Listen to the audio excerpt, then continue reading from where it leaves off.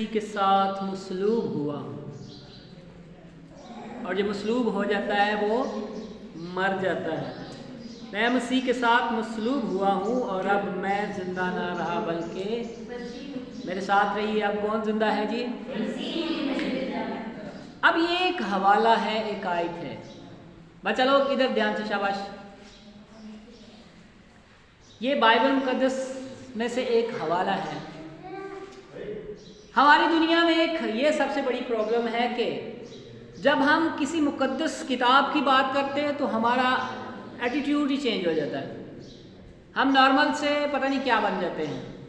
ہمارا طریقہ کار، ہمارا اٹھنا بیٹھنا، ہمارا بات کرنا ایک عقیدت کے زمرے میں آ جاتا ہے، ایک روحانیت کا جو ایک شہر سا ہے وہ طاری سا ہو جاتا ہے۔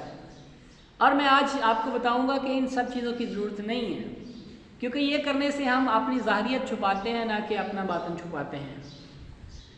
اب پولس رسول خدا کا بندہ یہ کہہ رہا ہے کہ میں زندہ نہ رہا بلکہ مسیح مجھ میں زندہ ہو، لیکن یہ ایسے نہیں ہو گیا کہ یہ بات اس نے فوراً ایسے بات کر دی کہ ابھی وہ مسیح کو آیا اور مسیح میں آ گیا اور اس کے بعد پھر وہ یہ اعلان کرنا شروع کر دے۔ اس کے پیچھے بہت لمبی ہسٹری ہے، شاید 1400 سال، شاید اس سے بھی زیادہ، یا شاید میں اس کو صحیح طور سے نہ کاؤنٹ نہ کر سکوں، لیکن یہ بات کہنے کے لیے کتنا لمبا عرصہ درکار۔ ایمان میں تو آپ ابھی اور اسی وقت کہہ سکتے ہیں، لیکن سمجھ کی بات ہو رہی ہے۔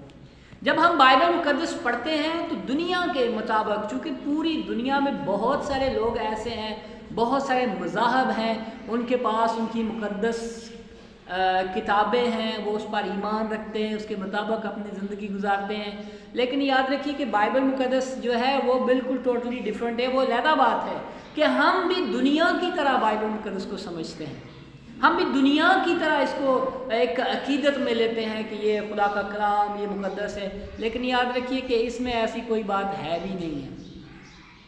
اور مزے کی بات ہے کہ جب ہم یہ اب ہم سے کوئی مثال کے طور پر اگر ہم سے کوئی کہے نا کہ کیا آپ متی رسول کی مانند ہیں جی، آپ پطرس کی مانند ہیں، آپ یوحنا کی مانند، اور توبہ توبہ، خدا کا واسطہ، ہم بھائی کہاں وہ ہستیاں، کہاں ہم؟ کیا آپ موسیٰ کی مانند ہیں؟ کیا آپ ابراہیم کی مانند ہیں؟ وہ توبہ توبہ جی، یہ کیسی بات کر دی ہے آپ نے، کہاں وہ ہستیاں، کہاں ہم ہستیاں؟ کیا ہے یہ؟ ہماری لیک آف نالج ہے۔ یہ وہ بات ہے جو صرف ہم عقیدت میں ایکسیپٹ کرتے ہیں، اور پوری دنیا میں جتنے بھی میں نے کہا مذاہب ہیں وہ صرف عقیدت میں مانتے ہیں اس بات کو، لیکن یاد رکھیے کہ انسان انسان ہے اور خدا خدا ہے۔ یہ علیحدہ بات ہے کہ اس بدن کے وہ خدا نے اپنے کلام کو اس بدن کے اندر بھیج کر اس بدن کو خدا بنا ڈالا۔ یہ علیحدہ بات ہے کہ اس بدن کو اتنے بڑے اعزاز پر پہنچایا گیا، اور وہ صرف اور صرف اگر کریڈٹ جاتا ہے، اگر اعزاز، اگر ساری اس بات کو اگر پرائرٹی یا پریفر کریں گے تو وہ صرف اور صرف کلام ہے اور اس کے علاوہ کچھ بھی نہیں ہے۔ اگر کوئی نبی ہو کر آیا، خدا کا کلام اس نے لوگوں سے شیئر کیا، تو اس کا مطلب یہ نہیں تھا کہ وہ نبی یا وہ جو کوئی بھی شخص تھا، وہ جو جس کو پاک ہستی ہم عام دنیا میں کہتے ہیں، اپنے الفاظ میں کہتے ہیں، اس میں اس کا کوئی کردار نہیں تھا۔ کردار تو اس کلام کا تھا جو اس کے منہ میں رکھا گیا تھا۔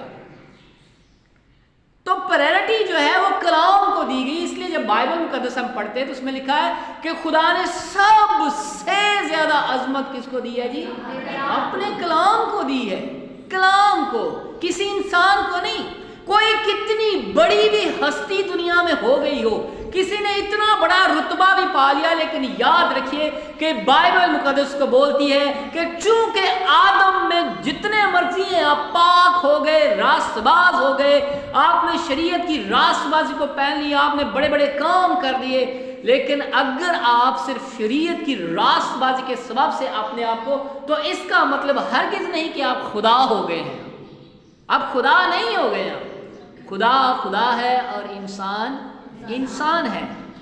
اگر ہمارا جو موٹیو ہے، جو ہمارا جو سینٹر پوائنٹ ہے، وہ ہے कि यीशु मसीह पर ईमान लाना। और आज जितने भी चर्चेज है, कलीसियाँ हैं, जहाँ से मर्जी जैसी भी तालीम है, वो घूम घुमा के हमारा जो सेंटर पॉइंट है वो ये है कि हम यीशु मसीह को अपना निजात दहिंदा कबूल करते हैं, हम यीशु मसीह को अपना शख्सी निजात दहिंदा कबूल करते हैं, अपना खुदावंद मानते हैं, हम यीशु को मसीह मानते हैं। और ऑलरेडी आप इन बातों के बारे में खुदा का कलाम सीख चुके हैं।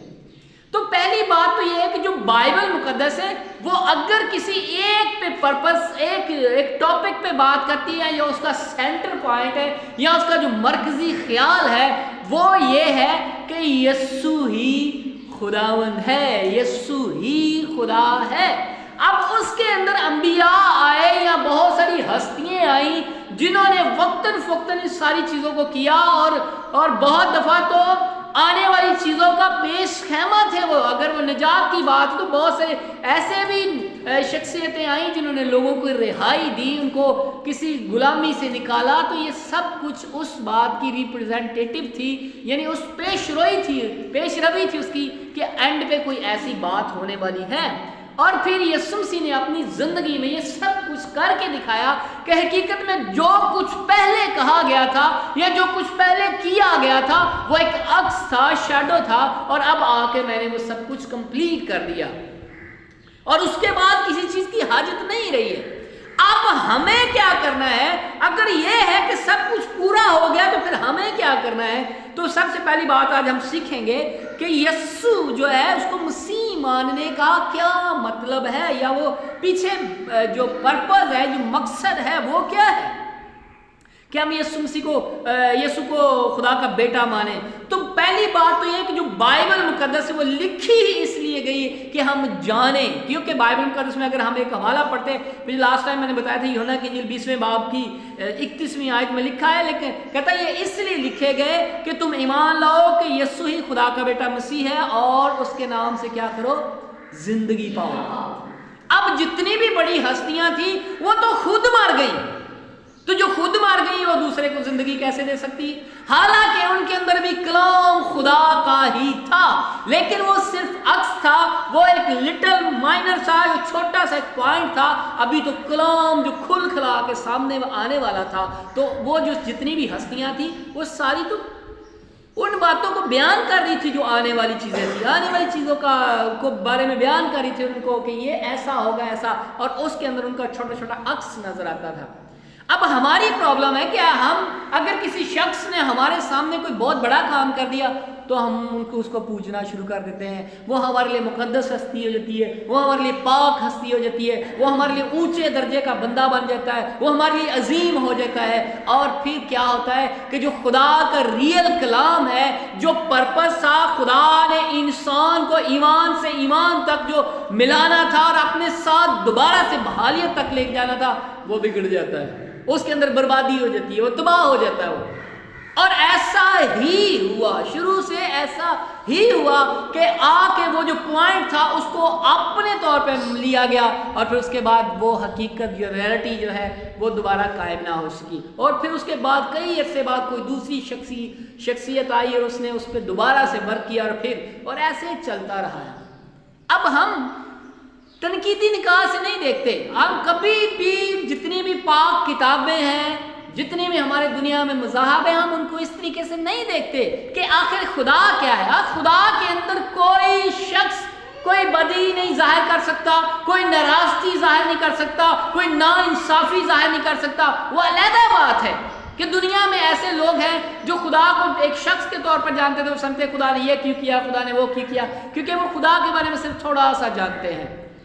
लेकिन याद रखिए कि खुदा पर ईमान लाने वाले, खुदा पर यकीन रखने वाले, खुदा को अपना खुदा मानने वाले कभी भी ये नहीं कहते कि खुदा के अंदर नाराज़गी पाई जाती है या वो अपने फैसलों में रास और सच्चा खुदा नहीं, ऐसा कोई भी नहीं कहता। तो जब हम खुदा के बारे में कहते हैं तो ये तो एक बेहतरीन बात है, लेकिन जो उसने चुने या जिनके वसीले से उसने कलाम किया उनके बारे में हम ऐसा नहीं कह सकते, उनके बारे में ऐसा नहीं कह सकते, क्योंकि इंसान इंसान है और खुदा खुदा है। بات یہ ہے کہ جو بائبل مقدس، اب ہم اکثر کار میں نے آپ کو بتایا کہ شاگردوں کے بارے میں بتایا، اب یسوع مسیح کا اگر شاگردوں کے ساتھ آپ گہری ڈیپلی اسٹڈی کریں تو آپ کو پتا چلے گا کہ وہ جو 12 شاگرد تھے وہ یسوع مسیح کے ساتھ سنسیئر نہیں تھے۔ اب اس بات پہ کوئی یہ کہہ سکتا کہ یہ کس طرح کی تعلیم، یہ کہاں لکھا ہوا ہے، یہ ایسا تو کہیں نہیں لکھا، کوئی سنسیئر کا لفظ نہیں آیا کوئی ایسا، لیکن یہ بات بالکل کھلی واضح ہے کہ شاگرد صرف یسوع مسیح کے ساتھ اس لیے جڑے تھے کیونکہ وہ تو آنے والی بادشاہی کو چاہتے تھے، وہ تو اسرائیل کو غلامی سے آزادی چاہتے تھے، وہ تو چاہتے تھے کہ کوئی ایسا سسٹم بن جائے جس میں اسرائیل پوری دنیا پر حکومت کرے، ہمارا جو مسیحا لکھا گیا بتایا گیا اس کو بہترین طور پہ سامنے اور اب ہم پوری دنیا پر، اور آج بھی شاید ان کا یہی نظریہ ہے۔ تو جب ہم کلام کی اسٹڈی کرتے تو ہمیں پتہ چلتا ہے کہ ایسا تو کوئی نظریہ نہیں تھا۔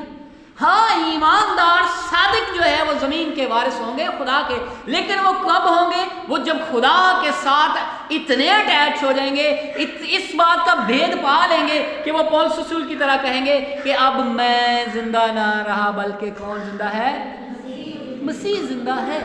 تب یہ بات بنے گی۔ ایسا تو نہیں ہے کہ کوئی قوم بن گئی ہے، کوئی لیڈر کھڑا ہو گیا، کسی نے اپنا ملک اپنی گورنمنٹ بنا لی ہے تو اب وہ سوچے گا کہ وہ اس کی پوری دنیا میں حکومت ہوگی یا وہ آسمان و زمین کا خدا کہلائے گا۔ ایسا کچھ بھی نہیں ہے۔ میں نے کہا کہ شاگردوں کو بھی اگر گہری اسٹڈی دیکھیں تو ان کے اندر ایک ہی پرپس تھا، اور پھر آخر میں جب دکھوں کے ایام بائبل میں لکھا گیا، جب ہم چاروں انجیل میں پڑھتے ہیں تو وہاں لکھا گیا کہ اس کے شاگرد بھی اسے چھوڑ کر، اس سے پہلے بھی بہت سارے چھوڑ کر چلے گئے تھے، اور اینڈ ٹائم پہ اگر دوستی ہے، اگر فرینڈشپ ہے، اگر احساس ہے، اگر محبت ہے تو پھر تو ساتھ ہی مرنا جینا ہوا۔ لیکن اگر ہم اناجیل کا مطالعہ کرتے تو ہمیں پتہ چلتا کہ آخری وقت میں اس کے شاگرد بھی ڈر کے مارے بھاگ کر سے چھوڑ گئے، چھوڑ کے چلے گئے، اور ان میں سے 12 میں سے بھی ایک شاگرد یوحنا اسکریوتی جو ہے اس نے یسوع مسیح کے ساتھ دھوکہ کیا تھا۔ تو پھر کیسے کہہ سکتے ہیں کہ شاگرد، اگر ہم صرف یہ کہ شاگرد بڑے پاک تھے، بڑے پاک تھے، بڑے پاک تھے، تو اس کا مطلب ہم تو ان کی زندگی کے بارے میں جانتے ہی نہیں، ہم نے کبھی ان کو اس طریقے سے لیا ہی نہیں، ہم تو سمجھتے ہیں کہ بس وہ بھائی یسوع کے شاگرد ہے، ایسے کیسے ہو سکتا ہے؟ اور آپ حیران ہوں گے کہ موسیٰ کے بارے میں لکھا ہے کہ میں کل ایک حوالہ پڑھا تو اس میں لکھا ہے کہ موسیٰ کے ساتھ خدا ایسے باتیں کرتا تھا جیسے کہ ایک دوست دوسرے کے ساتھ باتیں کرتا ہے۔ اب یہ آپ غور سنیے کہ الفاظ کیا لکھا ہے، یہ نہیں لکھا کہ جیسے یہ موسیٰ یا خدا آپس میں دوست ہے، ایسے لکھا نہیں ہے، ہم اس کو ایسا سمجھتے ہیں۔ وہاں لکھا ایسے باتیں کرتا تھا جیسے کہ، یعنی فار ایگزامپل، مثال کے طور پر جیسے ایک دوست دوسرے سے دوست سے باتیں کرتا ہے، ایسا نہیں کہا لکھا گیا کہ موسیٰ خدا کا دوست ہے۔ اب موسیٰ سے ایک مسٹیک ہوئی اور خدا نے اسے کہا کہ تو بس یہاں سے آگے نہیں جائے گا، یہاں سے کھڑے ہو کے دیکھ لے۔ موسیٰ نے کہا نہیں خدا نے، اس نے کہا مجھ سے دوبارہ اس بات میں بات نہ کرنا۔ اب کوئی کہے کہ موسیٰ سے غلطی نہیں ہوئی ہے۔ اگر ہم کہتے ہیں کہ زبور جس نے لکھے ہیں، داؤد نبی جو ہے وہ خدا کا بندہ پاک ہستی ہے، لیکن بائبل اس کے بارے میں کہتی ہے کہ اس نے ایک عورت کے ساتھ اپنے ناجائز تعلقات رکھے اور اس کے بعد اس کے شوہر کو قتل بھی کروایا۔ اب یہ بائبل مقدس تو انسان کے بارے میں بتاتی ہے کہ انسان کیا ہے، کس حد تک جا سکتا ہے، لیکن پھر بھی ہم ان کو پاک ہستیاں مانتے ہیں، ان کو اتم درجہ دیتے ہیں، کیونکہ ہم تنقیدی لحاظ سے ان کو نہیں دیکھتے، صرف عقیدت کی نظر سے ان کو دیکھتے ہیں۔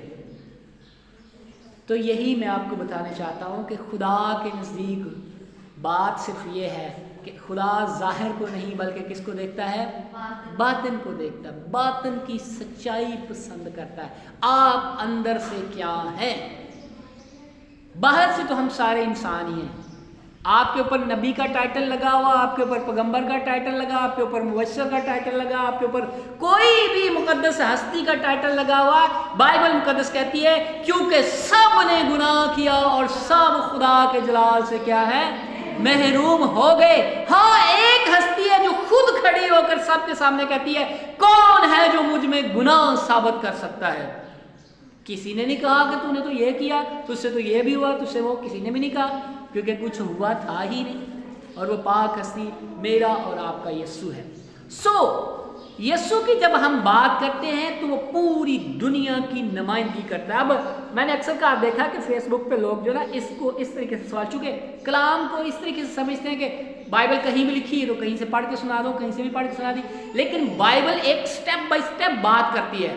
اور میرا جو اپنا نالج ہے اس کے مطابق مجھے ایسا لگتا ہے کہ بائبل جو 3 سٹیپ میں کام کرتی ہے، 3 سٹیپ میں کام کرتی ہے، 3 طرح سے بات کرتی ہے. اور میں اس کو بولتا ہوں کہ بیسک ہے، اس کے بعد ہائی ہے اور اس کے بعد ہائر ہے. 3 سٹیپ میں کام کرتی ہے. اب کوئی ہائر کے ساتھ پرائمری کو ملائے تو یہ تو کوئی جوڑ ہی نہیں ہے کہ کسی نے پی ایچ ڈی کی ہو اور اس کے بعد اس کے پاس ایک پرائمری کا بچہ آئے اور اس کو بولے کہ نہیں جی میرے قاعدے میں تو ایسا لکھا، آپ کیوں ایسا کہتے ہیں، وہاں تو یہ لکھا ہے. تو پھر اس کا مطلب ہے کہ وہ اس کی گہرائی اور اونچائی اور لمبائی کو جان نہیں سکا. وہ اس طریقے سے بائبل کو پڑھ رہا ہے کہ وہاں تو یہ لکھا ہے. اور عمومی طور پہ جب غیر اقوام کے لوگ جو ہے بائبل میں سے کوئی نکتہ چینی، کوئی پوائنٹ نکالتے تو وہ ایسے کرتے کیونکہ وہ ہائی لیول پہ پہنچے نہیں ہوتے، اس لیے وہ کہتے ہیں آپ کے تو وہاں یہ لکھا ہوگا، آپ کے تو وہاں یہ لکھا، آپ کے تو وہاں ہاں سب کچھ لکھا ہوا ہے، لیکن پرائمری میں جو لکھا ہے وہ ہائی میں نہیں، اور جو ہائی میں لکھا ہے وہ ہائر میں نہیں ہے. اور جب اتم ترین ہو گیا تو پھر جا کے یہ بات ہوئی کہ اب میں زندہ نہ رہا بلکہ مسیح مجھ میں زندہ ہے. اور اب جو جسم میں زندگی گزارتا تو خدا کے بیٹے یسوع پر ایمان لانے سے گزارتا ہوں.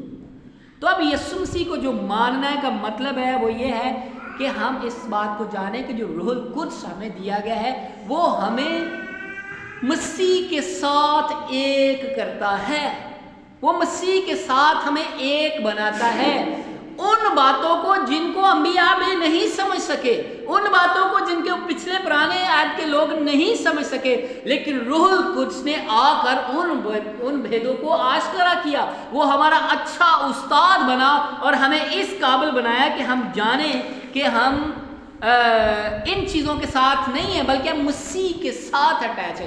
گو ہم بدنی طور پر زندگی گزارتے ہیں لیکن حقیقت میں ہم زندگی کیسے ہماری حقیقی زندگی جو کیا ہے وہ خدا کے بیٹے والی زندگی ہے، خدا والی زندگی ہے، انسان والی زندگی نہیں ہے، آدم والی زندگی نہیں ہے. تو جیسا ہم اقرار کرتے ہیں ہم ویسا ہی بنتے جاتے ہیں. ہر شخص یہ مانتا ہے کہ یسوع خدا کا بیٹا ہے، لیکن پرابلم کیا ہے؟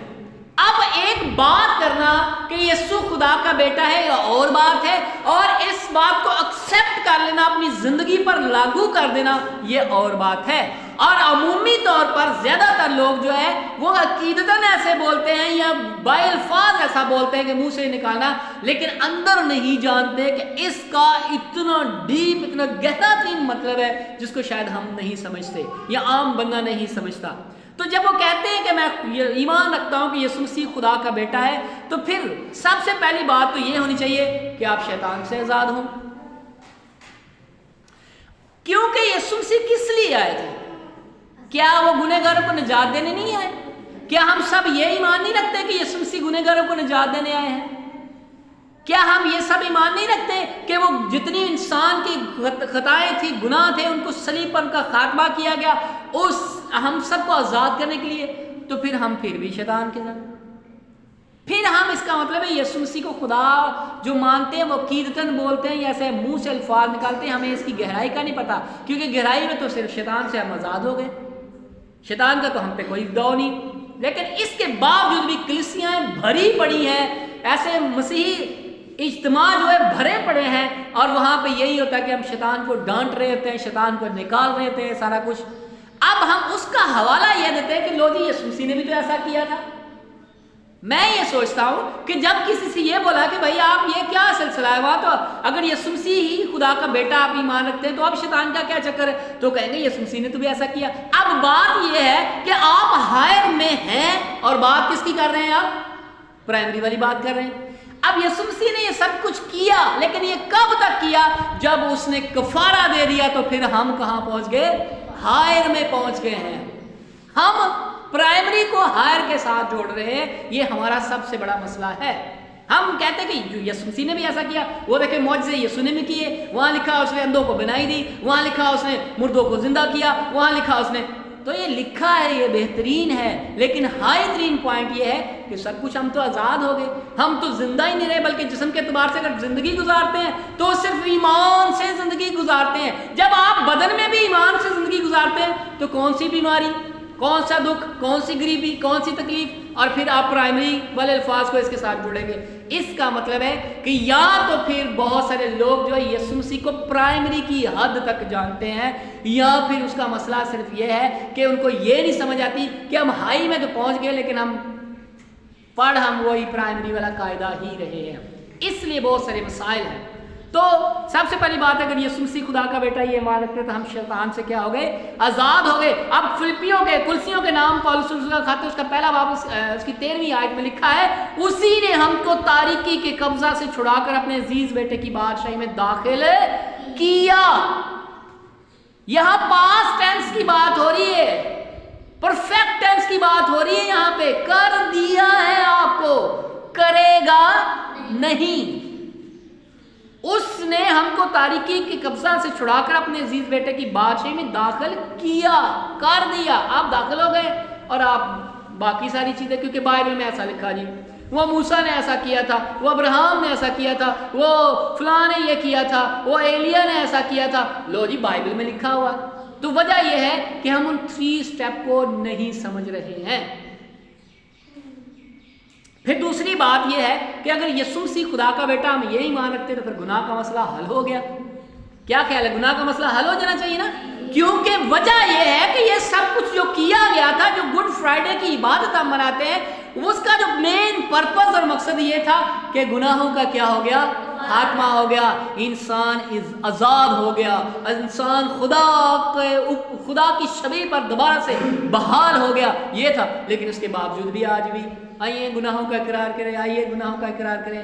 تو پھر اس کا مطلب ہے کہ ہم یسوع مسیح کو خدا کا بیٹا صرف عقیدتاً مانتے ہیں, الفاظ میں مانتے ہیں. یہ بھی ہمارا مسئلہ حل نہیں ہوا, کیونکہ اگر اس کو لکھا ہے رومیو کے 8ویں باب کی پہلی اور دوسری آیت میں لکھا, بس اب جو مسیح یسوع میں ان پر سزا کا حکم نہیں ہے, کیونکہ زندگی کے روح کی شریعت نے مسیح یسوع میں مجھے گناہ اور موت کی شریعت سے کیا کر دیا, آزاد کر دیا. یسوع مسیح کو خدا کا بیٹا ماننے کا دوسرا فائدہ اور جو دوسرا مقصد ہے وہ یہ ہے کہ ہم گناہ کی شریعت سے, موت کی شریعت سے کیا ہو گئے, ہم آزاد ہو گئے. لیکن اگر آج بھی ہم اسی بات کو پریفر کرتے, اسی بات کو پریچ کرتے, اسی بات کو لے کے جاتے, تو اس کا مطلب ہے ہمیں یسوع مسیح کو جو خدا کا بیٹا ہے اس کو صرف عقیدتاً مانتے ہیں. تیسری بات یہ ہے کہ رشتہ ٹوٹ گیا تھا. باغ عدن میں خدا کا اور انسان کا رشتہ ٹوٹ گیا تھا, کیونکہ جب نافرمانی آئی, جب گناہ آیا تو خدا علیحدہ ہو گیا اور انسان علیحدہ. یہ وہی انسان تھا جو خدا کے ساتھ تھا, جو ٹھنڈے وقتوں میں باتیں کر رہا, جو خدا اور انسان دوستوں کی طرح باتیں کر رہے, جو مل رہے, جو خدا انسان کو دنائی اور حکمت دے رہا, وہ رشتہ ٹوٹ گیا. اور یسوع مسیح کو خدا کا بیٹا ماننے کا تیسرا مقصد وہ یہ تھا کہ خدا سے دوبارہ کیا ہو گئے, ہم بحال ہو گئے. اور آج بھی ہم کہتے ہیں خدا تو ہمیں اپنے ساتھ, خدا تو. اس کا مطلب ہے کہ ہم اس بات کو نہیں جانے کہ میں زندہ نہ رہا بلکہ مسیح مجھ میں. اگر مسیح زندہ ہے تو پھر مسیح تو باپ, وہ کہتا ہے کہ میں باپ میں ہوں اور باپ مجھ میں ہے. فلپس نے کہا ہمیں نہیں پتا تو کہاں جاتا ہے, باپ کو ہمیں دکھا. اس نے کہا اتنی مدت سے تیرے ساتھ رہا ہوں, کیا تو نہیں جانتا کہ میں باپ میں اور باپ مجھ میں اور ہم ایک ہے. تو اگر خدا کے ساتھ ملاوٹ, پھر بعد میں اس بات کی وضاحت کی گئی کہ ہاں اگر جو کوئی مجھ پر ایمان لیتا ہے وہ بھی ہمارے ساتھ ایک ہوگا. تو پھر خدا یسوع مسیح کو اگر خدا کا بیٹا مانتے ہیں تو یوحنا کی انجیل 14ویں باب کی 16-17 آیت میں لکھا, اور میں باپ سے درخواست کروں گا تو وہ تمہیں دوسرا مددگار بخشے گا جو ابد تک تمہارے ساتھ رہے, یعنی روح حق جسے دنیا حاصل نہیں کر سکتی. آگے غور سے سنیے آگے کیا لکھا, کیونکہ نہ اسے دیکھتی ہے اور نہ جانتی ہے, تم اسے جانتے ہو کیونکہ وہ تمہارے ساتھ ہے اور پھر تمہارے. میں دوبارہ سے پڑھتا ہوں, غور سے سنیے. تم اسے جانتے ہو, یہ بات کس کی ہو رہی ہے؟ نہ روح القدس کی بات ہو رہی ہے. بات کس کی ہو رہی ہے؟ روح القدس کی. تو یسوع مسیح کہتا ہے تم اسے کیا ہو, حالانکہ روح القدس ابھی نازل ہے, لیکن یسوع مسیح کہتا ہے تم اسے کیا کرتے ہو, تو جانتے ہو, اور کیونکہ وہ تمہارے ساتھ رہتا ہے اور پھر تمہارے کیا ہو جائے گا. تو پھر کس کی بات ہو رہی تھی؟ یسوع خود اپنی بات کر رہے تھے. کہ ابھی تم اسے جانتے، وہ تو روح کو نہیں جانتے تھے، وہ تو یسوع کو جانتے تھے، تو اس بات کو نہیں سمجھے، اس لیے وہ سوال پہ سوال کیے جا رہے تھے کہ یہ نہیں تو ایسے تھے ایسے تھے. تو اس نے کہا اب تم جانتے ہو کیونکہ ابھی وہ تمہارے ساتھ ہے اور اس کے بعد تمہارے کیا ہو جائے گا، اندر ہو جائے گا. تو پھر آپ کے اندر روح القدس ہے، اور روح القدس ہے کس کا؟ کہ آدم کا ہے؟ کیا کسی انسان کا ہے؟ کیا کسی حیوان کا ہے؟ کیا کسی جانور کا ہے؟ کیا کسی پرندے کا روح ہے؟ نہیں، ہمیں وہ روح ملایا جو باپ کا روح ہے، اس لیے ہم اسے ابا یعنی اے باپ کہہ کر پکارتے ہیں. تو یہ خدا کا روح ہے، تو خدا کا روح انسان کے اندر ہے، اس کا مطلب ہے خدا اور انسان کیا ہو گئے؟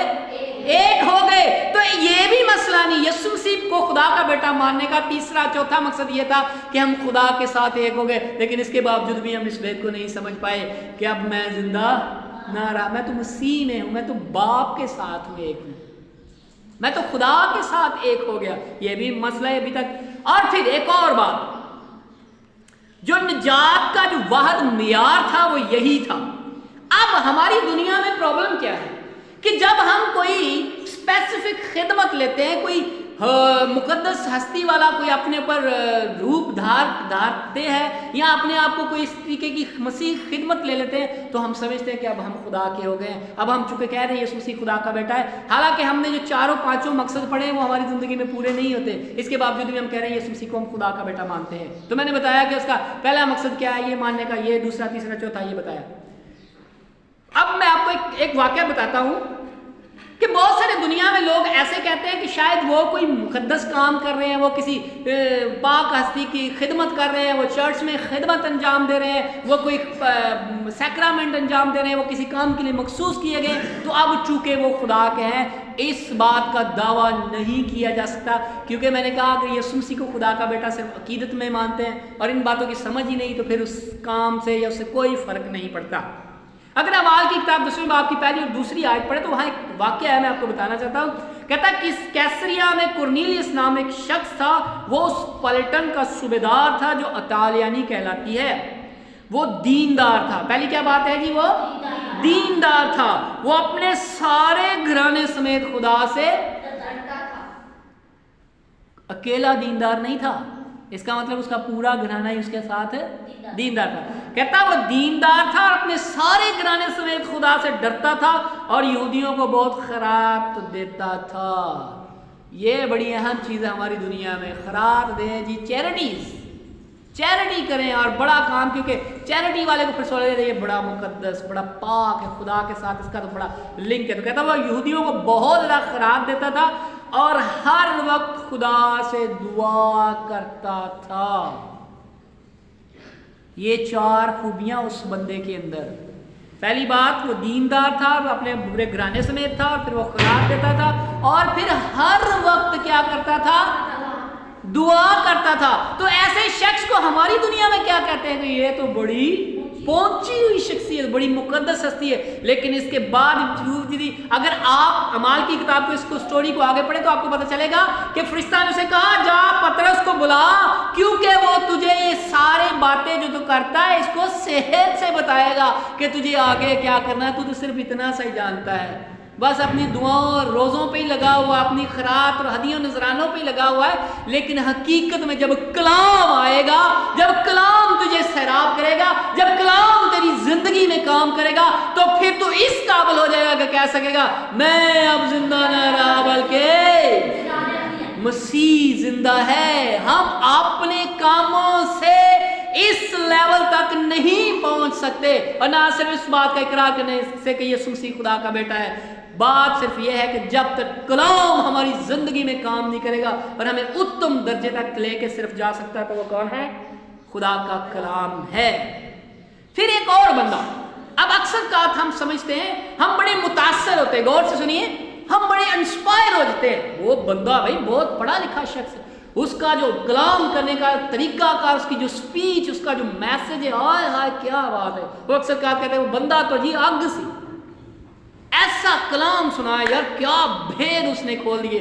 میں آپ کو بتاتا ہوں کہ اس کا ہرگز یہ مطلب نہیں ہے کہ وہ اس نہج تک پہنچ گیا یا اس لیول تک پہنچ گیا کہ اب میں زندہ نہ رہا بلکہ اب اعمال ہی کی کتاب اس کے 18ویں باب کی 24ویں اور 25ویں آیت میں ایک واقعہ ہے، میں آپ کو بتانا چاہتا ہوں۔ لکھا پھر اپلوس نام ایک یہودی اسکندریہ کی پیدائش، پہلی اس میں خوبی وہ خوش تقریر تھا۔ کیا تھا جی؟ وہ واہ کیا ماہر بندہ تھا، اس کی سپیچ کرنے کا انداز بڑا زبردست تھا، وہ خوش تقریر تھا اور کتاب مقدس کا ماہر ڈاکٹر صاحب تھے۔ وہ کیا ہے جی؟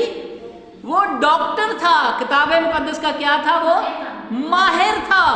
اور وہ افسس میں پہنچا تو اب سوچیں کہ ہماری دنیا میں ڈاکٹر، کتاب مقدس کا ماہر، استاد ہونا کتنی بڑی بات ہے، لیکن کہتا جب وہ پہنچا تو اس شخص نے خدام کی راہ کی تعلیم پائی تھی اور پھر روحانی جوش سے کلام، فارمیلٹی نہیں تھی، وہ کوئی رسم نہیں پوری کر، اپنی جاب نہیں کر رہا تھا، بلکہ لکھا وہ روحانی جوش سے کلام کرتا تھا اور یسوع کی بابت صحیح تعلیم دیتا تھا۔ اب مجھے بتاؤ کہ اس میں کمی کیا رہ گئی جی؟ خوش تقریر ہے وہ پھر بڑی اونچی علاقے کا، افسس شہر کا رہنے والا، اس وقت کا بڑا مطلب سمجھو سپر پاور یونان جو اس کے اہم شہر کا رہنے والا، پھر خدا کی راہ کی اس نے تعلیم پائی، ایجوکیٹڈ پرسن تھا، اور پھر وہ روحانی اسپرچل، روحانی جوش سے بھرا ہوا، اور پھر وہ یسوع کی بابت کیا کر رہا تھا؟ ٹھیک تعلیم دے رہا تھا۔ اس میں کمی کیا رہ گئی؟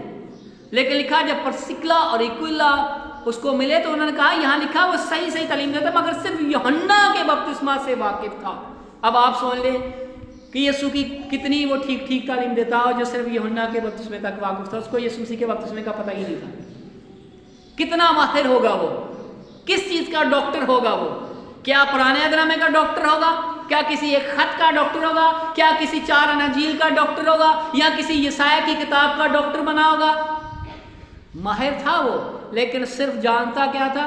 یوحنا کے بپتسمہ تک۔ تو پھر لکھا پرسکلا اور اکیلا جو خدا کے لوگ تھے، جو جن کو کلام کی سمجھ تھی، جن پر روح القدس کا ایک اثر تھا اور وہ اس بات کو جانتے تھے، وہ اسے اپنے گھر میں لے گئے اور انہوں نے اسے کھانا کھلایا اور پھر اسے یسوع کی بابت ٹھیک تعلیم دی۔ خوش تقریر ہونے کا مطلب یہ نہیں ہے کہ آپ کو پتا ہو، اور بات یہ ہے کہ ہو سکتا آپ ڈاکٹر ہو لیکن آپ اس بات تک ابھی تک پہنچے ہی نہ ہو کہ اب میں زندہ نہ رہا بلکہ مسیح مجھ میں زندہ ہے۔ ہم کتنے جلدی سے انسپائر ہو جاتے ہیں، وجہ یہ ہے کہ ہم خود بھی اتنا سا لٹل سا جانتے ہیں۔ پھر دوسری یہ بات ہے کہ اس کے بتی کی انجیل میں لکھا، لوکا کی انجیل میں، کہ ہر وہ شخص جو مجھے اے خداوند کہتا ان میں سے ہر ایک خدا کی بادشاہی میں داخل ہے۔ اب یہ تو بھائی ناانصافی ہو گئی، ساری عمر ہم خدمت کرتے رہے، ساری عمر ہم خدا کی منادی کرتے رہے، ساری عمر ہم معجزے کرتے رہے، ساری عمر ہم خیرات اور یقینیاں دیتے رہے، اور اس کے بعد خدا ہم سے کہا کہ میری آپ سے کیا ہے؟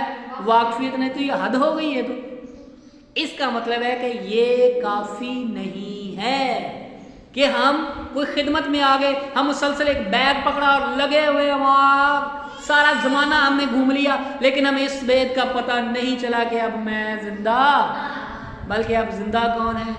تو جب مسیح زندہ ہے تو پھر آپ تو خدا میں اور خدا آپ میں، باقی چیزیں کیا؟ کون سی منادی؟ کس نے آپ کو کہا منادی کرنے کے لیے؟ تو روح القدس کے بھیجے ہوئے جائیں گے تو پھر منادی بھی ہوگی، ورنہ تو پھر فارمیلٹی ہوگی، پھر چل رہے کام چل رہا سلسلہ، کیونکہ آپ کو تو خود پتہ نہیں چلا کہ آپ زندہ ہیں کہ آپ مر گئے ہیں۔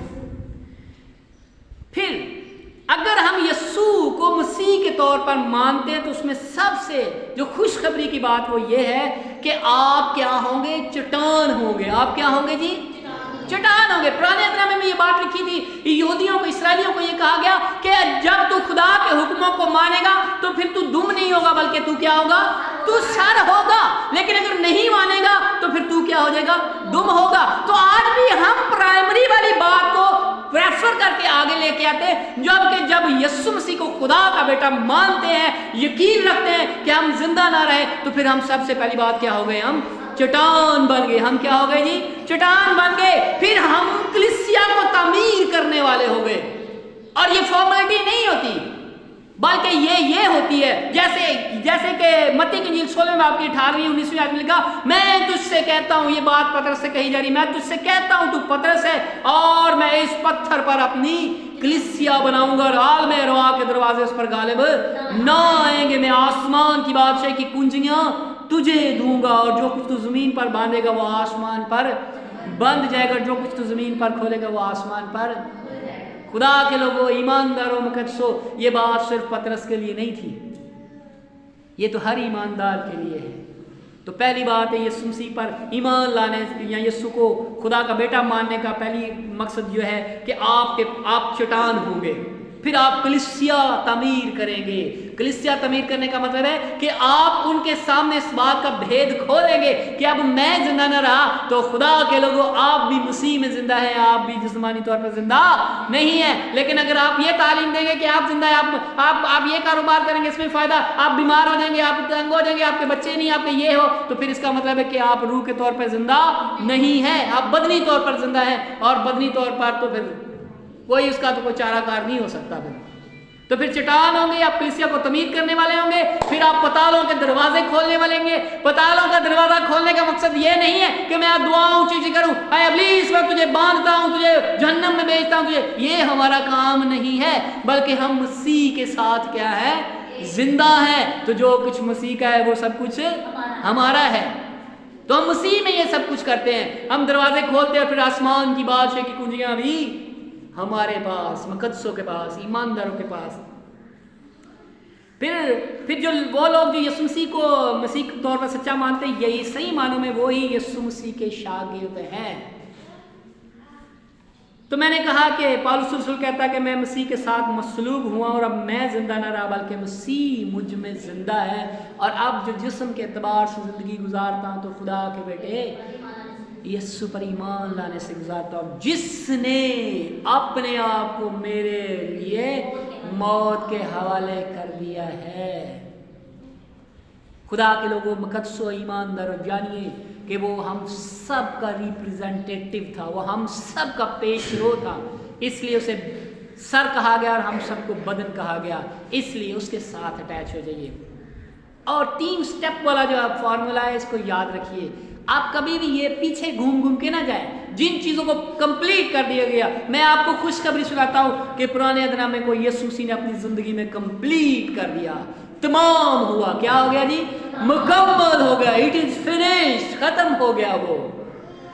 तो जो आपने पढ़ लिया, जो आप कर चुके, उसे बार बार क्यों दोहराते हैं आप उसमें से सलाहकारी के लिए ले सकते हैं, सीख सकते हैं। लेकिन अगर आप मसीह के साथ जिंदा हैं तो फिर आपके पास तो उत्तम तरीन है, आप प्राइमरी में कहाँ घूमते फिर रहे हैं। इसलिए खुदा के लोगों, मुकद्दसों, ईमानदारों, खुशखबरी ये है कि मसीह के साथ जिंदा रहने वाले भेद को जानिए। मसीह के साथ आप जिंदा हैं, इसलिए जब मसीह के साथ जिंदा है तो जहाँ पर वो कहता है जहाँ मैं हूँ वहाँ तुम भी होगे। खुदा आप सबको बरकत दे।